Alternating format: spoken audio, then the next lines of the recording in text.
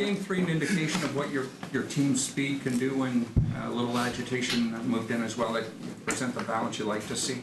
Well, I just thought they did a good job of getting on top of us in the first two games. And so when a team gets on top of you first, I don't think your speed ever shows. I thought we started on time and were competitive from the get-go.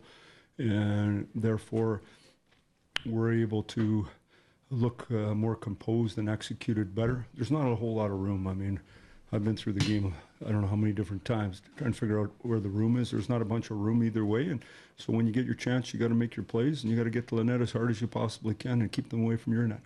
Do you think it's fair to say whoever wins tonight wins the series? I don't know. This is what I do, is I get up today and get ready for the day. And when you win today in the National Hockey League, everything's okay.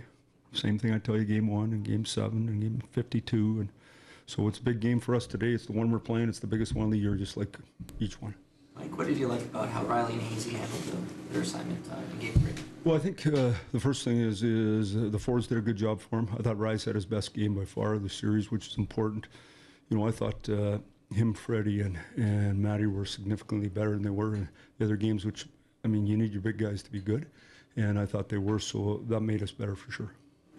Coach, how do you balance this time of year, making adjustments to what they're doing, or just staying the course and just focusing on your game? Well, I think it's real important to do what you do, but I also think it's real important to understand what's going on each and every night. We do it all year long for whatever team we're playing, do the pre-scout. You know, when you play a team over and over again, they're getting to know us better, and each individual player better than you would during the year. You wouldn't get to know the players as good, but when you play them night after night after night, you go through the tape, you're getting to know them pretty good. So the room in the series is going to be less and less if both teams continue to compete. Often in the series, what happens is one team shows they're more dominant than the other, and then it separates. But if we do our part here tonight, it shouldn't.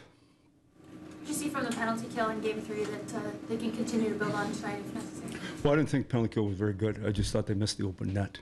So I actually thought our penalty kill might have been better before, and they got some bounces.